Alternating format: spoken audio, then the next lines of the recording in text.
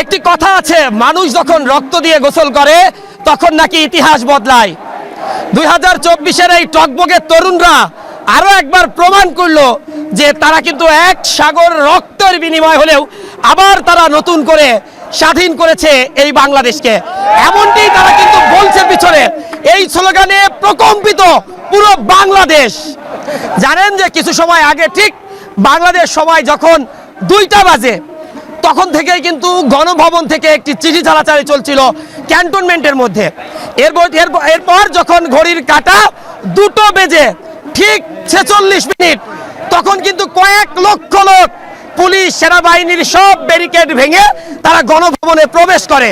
ততক্ষণে বাংলাদেশের প্রধানমন্ত্রী যিনি ছিলেন তিনি কিন্তু আগেই তার যে গন্তব্য তারা স্লোগানে বলছেন, তারা কিন্তু হেলিকপ্টারে করে সম্ভবত ভারতের দিল্লিতে তিনি ল্যান্ড করেছেন।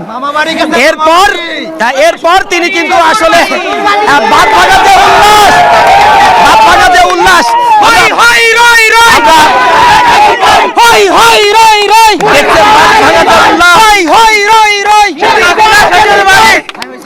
আমরা একটু কথা বলতে চাই যারা দীর্ঘদিন ধরে পরিশ্রম করছেন এমন একজন। আপনারা তো আসলে এই যে এতগুলো মানুষের প্রাণ চলে গেল আন্দোলনে, তারপরে সফল হলেন, আমার মনে হয় এই যে 17 বছরটা ধরে বাংলাদেশে যাদের হাঁপানি ছিল তারা যদি মেডিসিনও নিত তবুও তাদের হাঁপানি সারেনি।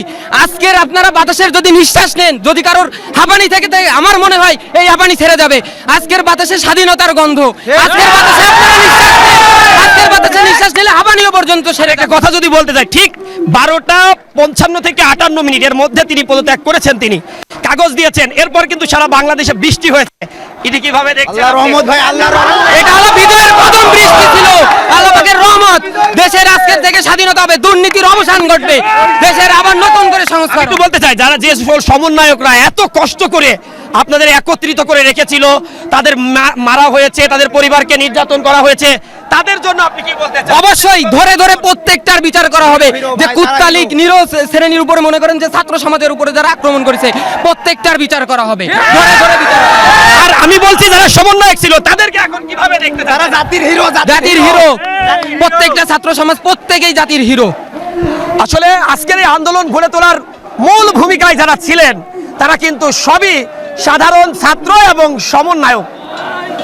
তারা যে কি কষ্ট করেছে আমি প্রথম দিন থেকে ইসলামী বিশ্ববিদ্যালয়ের সামনে দেখেছি। পুলিশের সাথে তারা দফায় দফায় কথা বলেছে, বিক্ষুব্ধ ছাত্র জনতাকে তারা থামিয়েছে, সব ধরনের কার্যক্রম করেছে। তারা একেবারে বলা যায় যদি তারা পরাজিত হতো সারা জীবনের জন্য হয়তো জেলের অন্ধকার কুঠিরেই তাদের কাটাতে হতো। এই সর্বোচ্চ ঝুঁকিটুকু নিয়ে তারা এই কাজ করেছেন। ছাত্ররা মিছিলে মিছিলে বলছেন যে তারা সফল। অনেকেই বলছেন আন্দোলনে সাধারণ মানুষ এসেছিল, অন্যান্য সংগঠন এসেছিল, সেটা তো অনেক পরে এসেছিল। যখন এই সাধারণ ছাত্রদের উপর নির্যাতন চালানো হয়েছে, ঢাকা বিশ্ববিদ্যালয় যখন কলঙ্কিত করা হয়েছে সন্ত্রাসীদের হামলায়, তখন কিন্তু বাধ্য হয়ে সাধারণ মানুষ এবং সকল ছাত্র, তারা যে ছাত্র দলেরই হোক, যে সংগঠনেরই হোক, তারা সবাই এই সাধারণ মানুষের কাতারে এসে মিশেছিল। বলা যায় আওয়ামী লীগ বাদে সারা দেশের মানুষ কিন্তু এক কাতারে এসে আজকের এই তাদের বিজয়। আমরা শুনতে পাচ্ছিলাম কিছুক্ষণের মধ্যেই হয়তো সেনাবাহিনীর অধীনে একটি সমন্বয়ক সরকার হবে, কয়েক দলের সেখানে লোকজন থাকবে।